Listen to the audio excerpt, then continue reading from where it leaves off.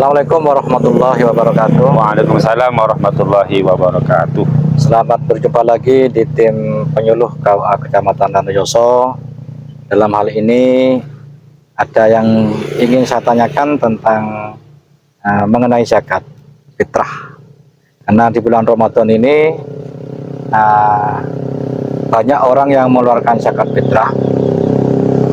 Ada yang keamil, ada yang juga langsung kepada kiai. Nah, yang saya tanyakan pada hari ini, bagaimana kalau seumpamanya orang itu mengeluarkan zakat fitrah, itu langsung diberikan kepada kiai atau guru atau yang lainnya tanpa melalui amil. Bagaimana itu, Ustaz? Ya, terima kasih pertanyaannya Pak Fisri tentang zakat fitrah. Sebetulnya zakat andaikan diberikan kepada kiai itu tanpa melalui amil. Sebenarnya gini Pak Fisri ya, amil itu bukan suatu keharusan untuk menyerahkan kita kepadanya, bukan. Amil itu amal, orang yang beramal atau orang yang membantu mentasarufkan dari zakat itu sendiri. Dan itu tidak harus. Itu pentasarufan zakat itu innamas shadaqat lil fuqara wal masakin wal amin 'alaiha wal mu'allafati qulubuhum wa fil riqab wal gharimin fi sabilillah wa ibnis sabil. 8 asnaf itu. Pentasarufan zakat itu sendiri sebetulnya kan lewat 8 asnaf itu, ya. Innamas shadaqat lil fuqara wal masakin wal amin 'alaiha wal mu'allafati qulubuhum wa fil riqab wal gharimin wa fi sabilillah wa ibnis sabil. Sekarang pertanyaan panjenengan, apakah itu termasuk 8 itu? Kalau termasuk berarti boleh. Kalau bukan bukan. Untuk zakat fitrah itu sebetulnya fakir miskin. Fakir miskin. Berarti bukan, jangan menentukan profesi tertentu. Kalau profesinya itu atau bukan profesi, pengabdian ya, seseorang bukan kepada dalam lingkup zakat itu sendiri, ya buatan usaha. Misalkan amil itu kan mendata siapa yang berhak, siapa yang wajib, nah, itu berhak. Tapi kalau untuk zakat fitrah itu sendiri ya, sebetulnya tidak perlu amil, tidak perlu amil. Lain zakat amwal, karena banyak ya. Zakat fitrah itu tadi saya sampaikan bagi orang yang menjumpai dari bulan Ramadan dan sebagian bulan Syawal. Dan kan tidak ada nisabnya itu kan, ya tidak usah kami langsung saja. Ketika intinya itu kan boleh, boleh. Meskipun bukan, jangan merujuk, jangan langsung tertuju pada seseorang yang berpengabdian ini atau berprofesi ini. Tadi 8 itu, kalau dia termasuk dari 8 itu, yang saya sebutkan tadi, fakir miskin dan seterusnya 8 itu ya. Kalau termasuk dari itu boleh, kalau tidak boten yang sah. Ya, soalnya kita kan ada pertanyaan juga dari masyarakat itu.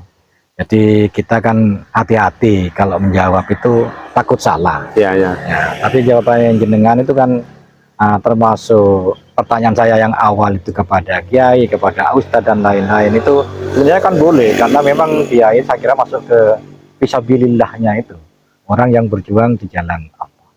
Memang sebagian ada yang mengartikan fisabilillah itu berjuang dalam membela agama. Tapi itu kan fisabilillah yang berperang zaman dulu. Kalau dulu ya. Ya. Nah, sekarang apa termasuk dikategorikan sebagai fisabilillah seperti itu? Apa Anda? Ya, ada tafsir seperti itu. Fisabilillah itu misalkan di tafsir Munir itu sabila apakah termasuk yang hanya sekedar mengajar itu? Ya, tapi amannya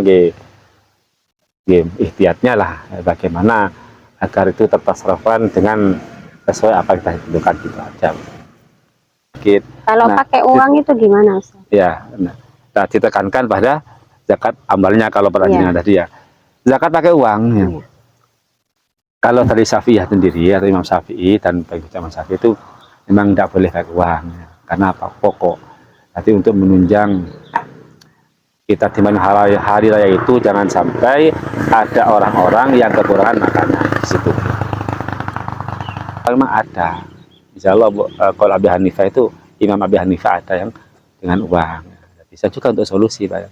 Karena terkadang seorang itu kan makanan ada, tapi kan kalau orang perantauan misalkan ya kompor tidak punya, terus tempat pun kadang nggak ada, sehingga yang lebih masalah di situ kan uangnya. Cuma kadang kita pastikan apa dia betul-betul tidak punya apa yang untuk lauk pauknya. Terkadang orang itu memang punya berasnya, tapi tidak punya lauk pauknya. Tapi kadang kalau berasnya ada, gini, lauk pauknya nggak ada. Jadi boleh-boleh saja, Pak ya. Gitu. Kalau saya gambarkan tuh seperti gini ya kayaknya. Kalau dulu mungkin kalau orang dikasih uang ya, mungkin pikirnya untuk apa, Pak ya. Kalau lihat di film-film kuno itu ya, itu kan jalan masih hutan, tidak ada toko-toko, tidak ada. Untuk apa, Bang? Sehingga yang paling dibutuhkan adalah makanan pokok.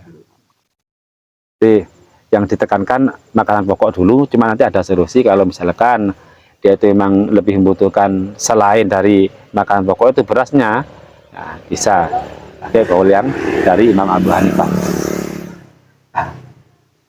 Kiranya itu ada. Sudah cukup.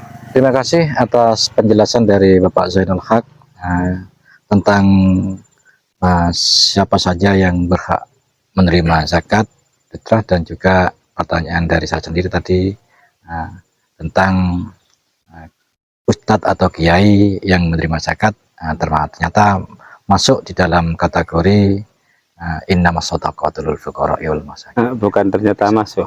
Kalau termasuk dalam sebagian yang 8 itu akan dibolehkan. Dibolehkan ya. Dan itu semoga bermanfaat untuk kita semua. Amin amin ya rabbal alamin. Assalamualaikum warahmatullahi wabarakatuh. Waalaikumsalam warahmatullahi wabarakatuh.